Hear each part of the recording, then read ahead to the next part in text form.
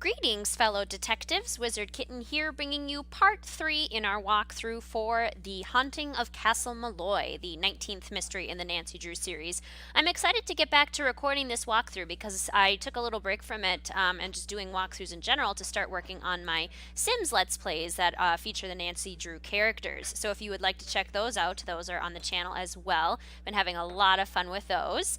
Anyway, let's get back to our walkthrough here. What do we have here? We have a couple of games that we can play. We have 9 coins, but I don't really see the worth in these games yet. I kind of feel like I want to save my money until they're more useful. We had a nice little chat with Denal there. Denal Delaney. Let's have Nancy go back to the castle. She has a few puzzles she needs to start solving, and then also, I would say, oh, there's our car, a couple of characters that she's going to want to talk to. Wandering through the dark. It's very scary. I would struggle doing this. I would struggle doing this hardcore. Be very creeped out. Alright, let's not knock on the door. Let's go in this way. I wonder if we can talk to Kit. What's going on? If you and Matt are best friends, how come he didn't make you his best man?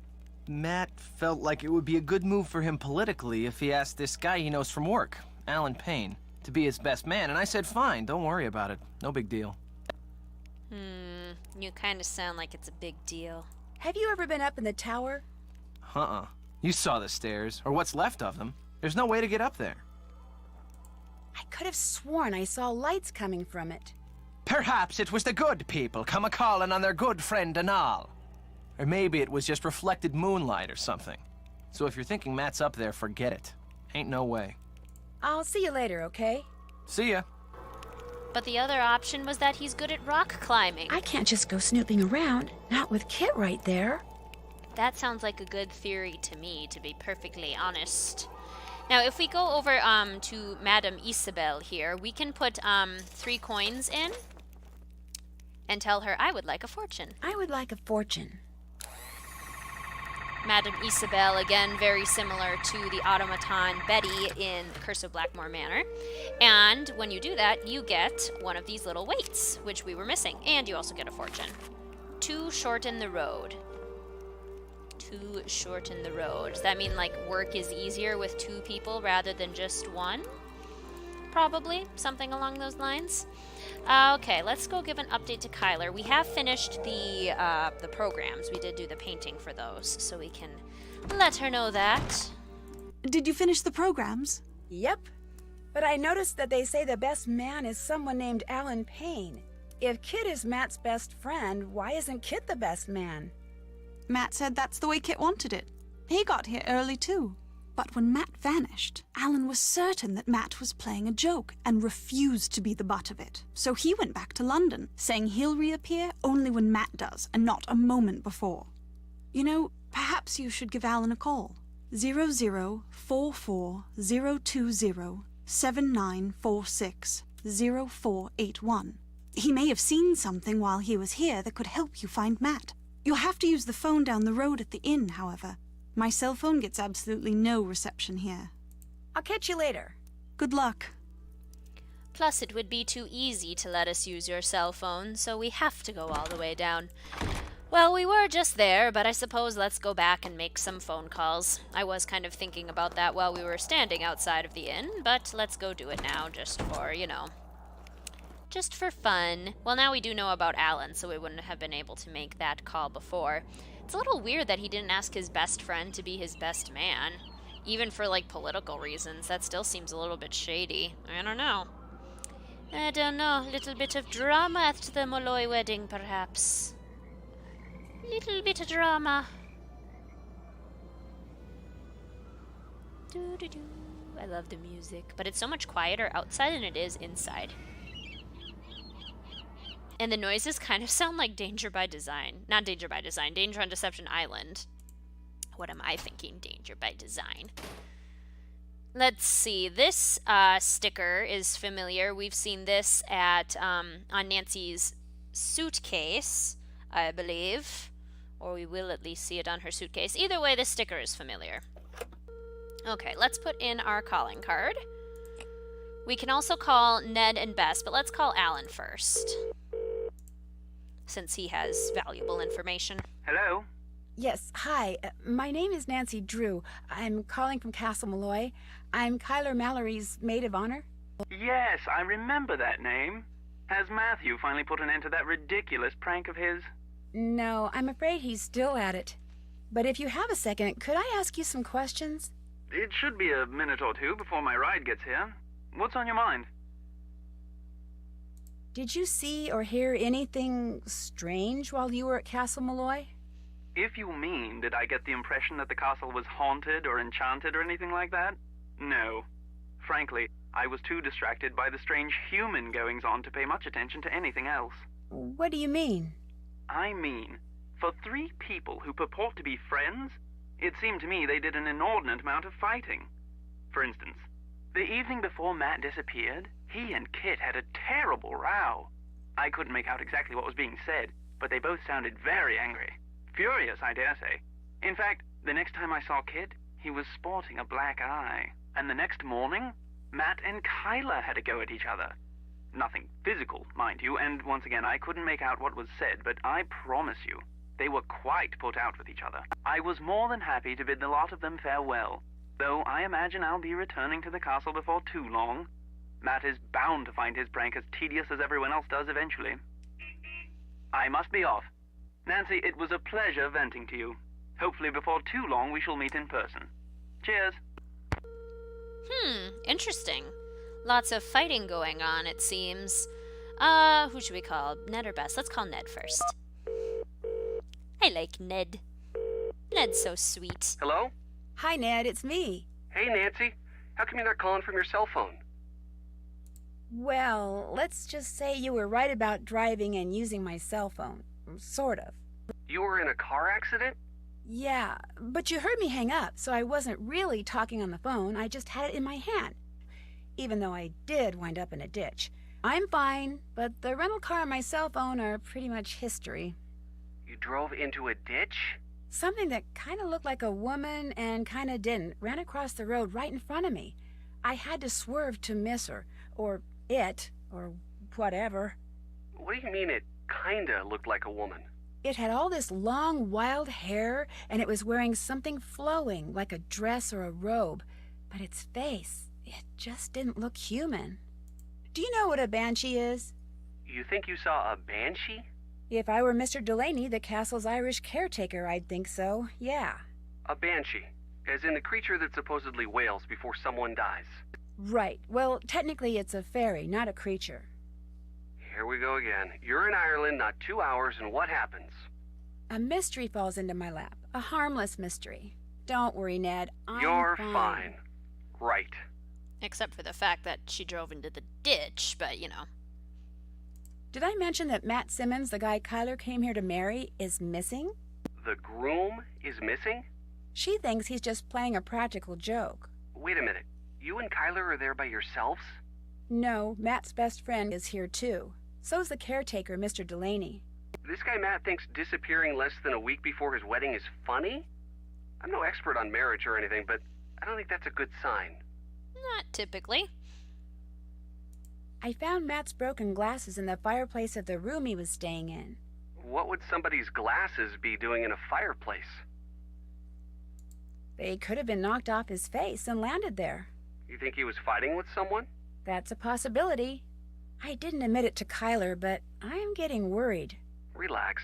Because you know what? If I wore glasses and if I were into playing practical jokes on people, I'd do just that. I'd break them and leave them someplace really weird just to freak out whoever finds them. You're probably right. But why don't you give that fireplace a real good look, just in case? I'd really like to get into the tower of Castle Malloy. What's stopping you?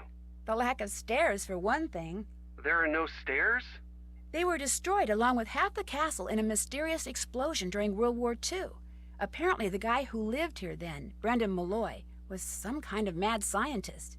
Why do you want to get up in the tower so bad? I saw some strange lights coming from inside it. Kit says Matt is no rock climber, But still, I can't help but think it might have been Matt. Why would he be up in a tower? Maybe that's where he's hiding out. You just said there's no way to get in. I know, but maybe... He learned how to fly. You're not helping, Ned. Sorry, Nancy. I think he's helping. I'll let you get back to the party. All right, talk to you later. I love Ned. He's so fun. Okay, let's give Bess a call and then we'll get back to solving this mystery. Hello? Is this a sales call? No, Bess, it's me, Nancy. I'm calling from a phone in Ireland. Nancy, hi! George, get over here. It's Nancy.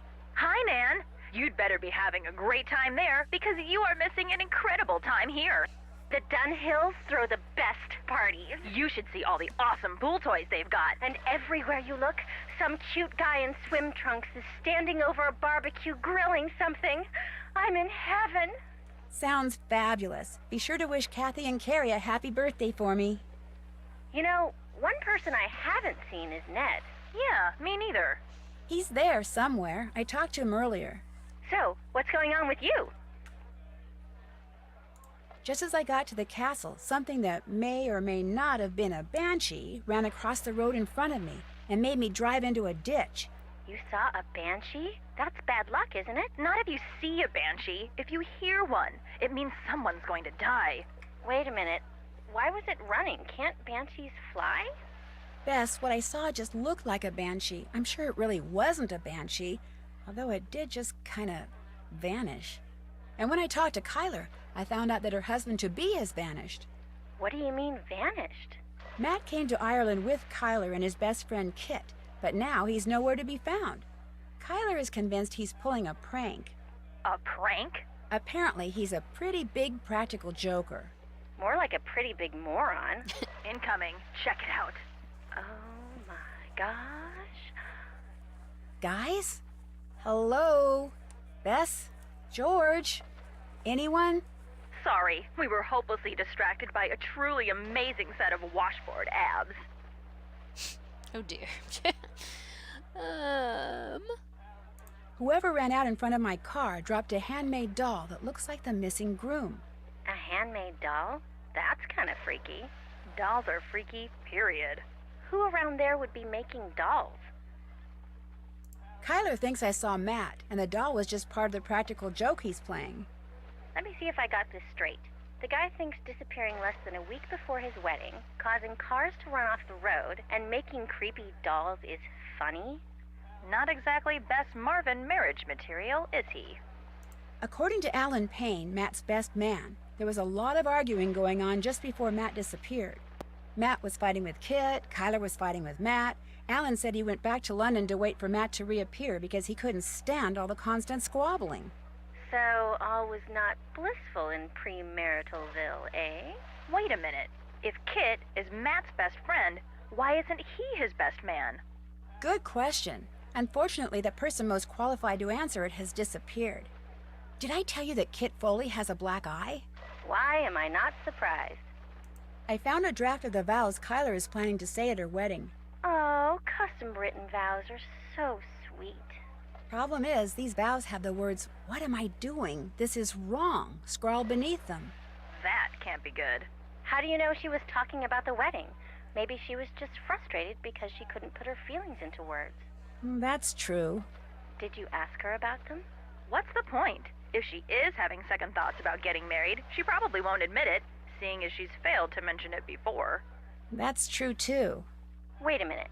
You guys aren't suggesting that Kyler is behind Matt's disappearance, are you? I admit that doesn't make much sense. But it is a possibility. You two are terrible. I'll let you get back to the party. You guys are wearing sunscreen, right? Yes, Nancy. Just checking. Bye. Good call. Sunscreen is very important. I am very pale and cannot go outside for more than 20 minutes without burning, even in Minnesota. So if I go somewhere where the sun is more powerful, anywhere south really, sunscreen is a must. It's a must anyway, but gotta keep your skin healthy. let's go back to the castle here.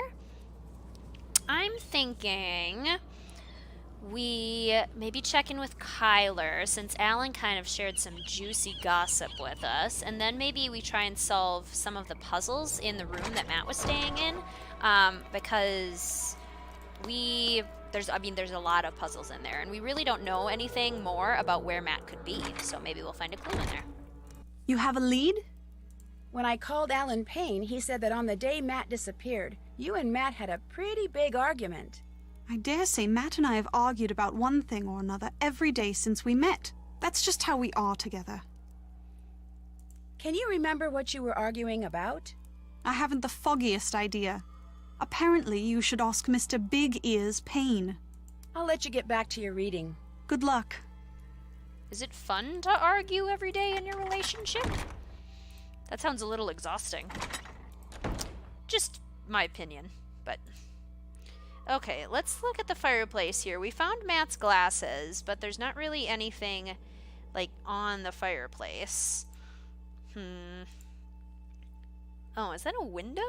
That's a really high window. It's weird. Never noticed that before. And we have these little colorful things, but we're missing the green, the blue, and the red. So, I don't know. Don't know. Little strange. Let's look at some of the puzzles in here. For example, over by these Secret of the Old Clock toys, we have this lovely little ferret puzzle. Left to move me up and down, right to circle, round and round. So this is a pretty tricky puzzle, which can actually take a little while to solve. What is that noise? That's a creepy noise. That was weird. Well, I don't think I want to take that on just now, fellow detectives, so I think I'm going to leave this part right here. Thank you so much for watching. I will see you soon.